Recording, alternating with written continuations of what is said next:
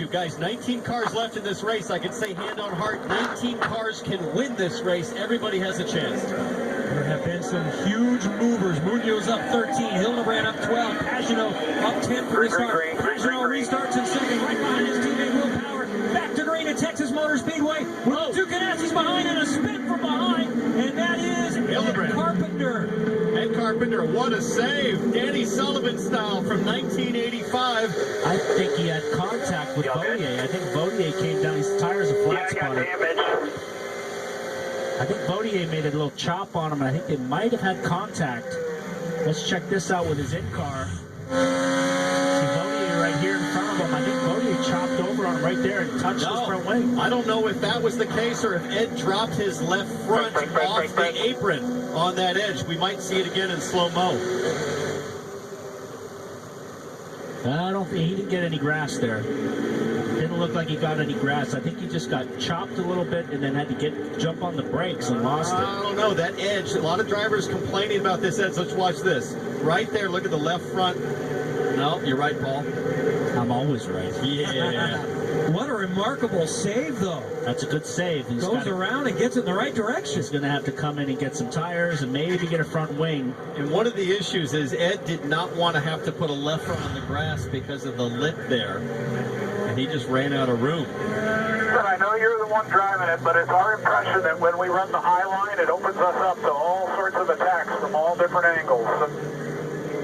It's Greg Hansen talking to Tristan Vautier. Coaching his drivers. It's been a couple years since Vautier's run. He's so strong on the high side, but what Craig is basically telling him is you got to protect the bottom line because it just opens you up for guys sticking it down the inside, Towns. Especially if you have to breathe it a bit or check up a bit on the high side, and then you can't get back down into the traffic, into the single file line of cars down the straightaway. Ed Carpenter to pit lane. Put all four on it. So they'll do the Firestones first. Let's see if they go for the front wing assembly. They think it's good? Go ahead. He might have just felt an excessive vibration from 4 flat spots and thought he had an issue. Spin and win here. There you go. That's a shout out to Danny Sullivan, who spun in 1985, didn't hit anything at the Indy 500, came back to win.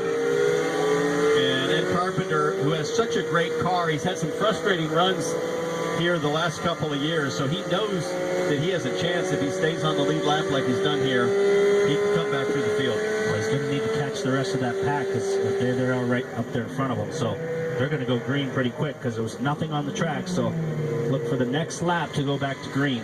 So Carpenter, I think, was running 8th. Now he falls back to 19th. The last car on the lead lap. In fact, everyone still in the race is on the lead lap. Let's listen into what Will Power is talking about on the radio. It helps Simon out if he wants to stay behind me. He needs me to do something that'll help him run in my air. Yeah, what you were doing before with the line and pace and everything was fine. He was good with that. That's John Bosselot talking to Will Power.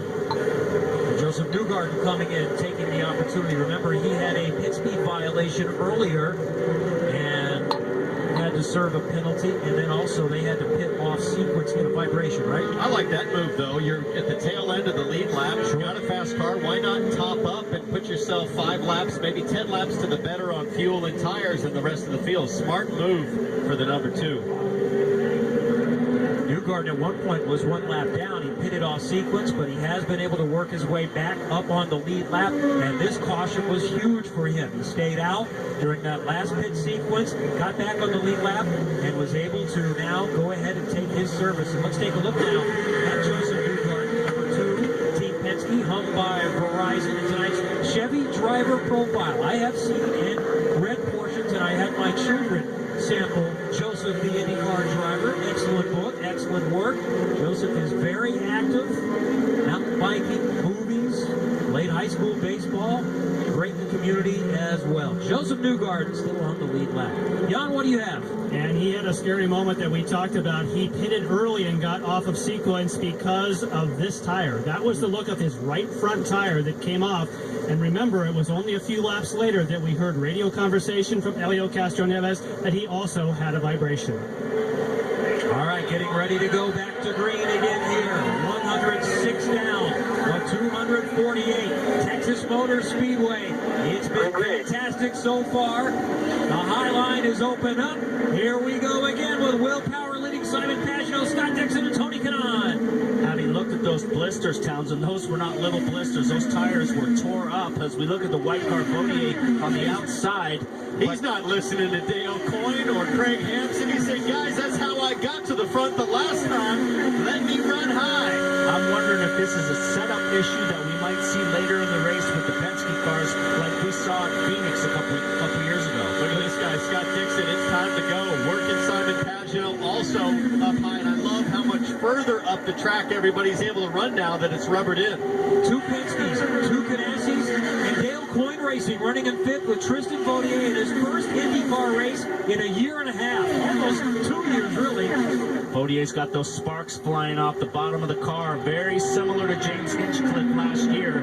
We watched Bodier go around the outside of Michaela Lotion. They barely make contact right there. I'll tell you, that's the second time Michaela Lotion has gotten into somebody. Maybe it was the third time that a Lotion's had contact and kept going. Crazy stuff here. Full contact event tonight. Here comes Kanaan now on the high side. So he's swapped positions with Scott Dixon. Look at Bodier going on around the outside of a 4-time champ. I tell you what, Dixon's car is really good on the short run, but on the long run as they get going, he seems to fall back. But in the first 2 or 3 laps, Dixon is super strong. But as the run goes on, I think the strongest car is Bodier. Well, as the temperatures cool down a little bit here, I think everybody gets more confident as the natural mechanical grip of the car just increases with lower track temperature. Now, Bodier goes to third. I think he's going to go for the lead here in turn 4. He's going to try to go 3 wide. The first guy to try it, but he backs off. Woo! How are you, if you're Dale Coyne, how do you balance the enthusiasm with winning versus the freak out of crashing another car? Bodier putting everything on the line right now. I think Dale's just in the mindset now. He wants to win races. He's got a guy with some experience. They got a shot at winning this race. And you just got to let the guy go and do his job. We're not even halfway here at Texas, guys, and this track is already transformed back to the old Texas that we know and love. Think about what Dale Coyne Racing has done this year. Sebastian Bourdais in the 18 was leading the championship. James Davison steps in. He hadn't been in the car for a couple of years as we ride along with Michaela Lotion and see 3 wide for a moment. The 2 Foyt cars are in the mix there. The guy we haven't talked about all night is Connor Daly. He's moved all the way through the pack, and he's up there with the lead group now. Daly 10th, Munoz 7th, so AJ Foyt, Super Texas, having a Super Texas race tonight. I wanted to go back to Coyne and what James Davison did at Indy. He ran with the leaders, and now here on a challenging oval, their car is again running up at the front. Jan? We've been talking about the Foyt cars as we see moves through the field. Connor Daly, as you mentioned, up to 10th place, said, my car will just not run on its own, but it works great in traffic. Well, guess what? He's been in traffic all day. Now he's going to be in traffic all night for sure. The question is, if you get that car to the front, how do you get to the lead and hang there? He had a great test at St. Louis. They've obviously found something in race trim. They just need to get those AJ Foyt cars qualified better. They started last and second last, but they both moved through the field. Munoz in 7th and Daly in 10th. This is so fun to watch, guys. At the front of the field, it seems like Dixon and Kanaan, they want to try to settle in and run, and then all of a sudden, some of these young guns, like a Lotion and Bodier, start to mix it up, and they say, I want to get back up to the front. So not a lot of patience from some of the young guns, and the veterans don't want to fall out of the top 4 or 5. Meanwhile, back in the pack, Ed Carpenter, who had been racing, he had to restart at 19th. He's only been able to make up 1 more spot so far. We saw James Hinchcliffe for a moment, a lap down at 1 point. He's on the lead lap and running in 16th. And Jones doing a good job. We just saw him poke his nose down the inside of Munoz. He's running in 8th.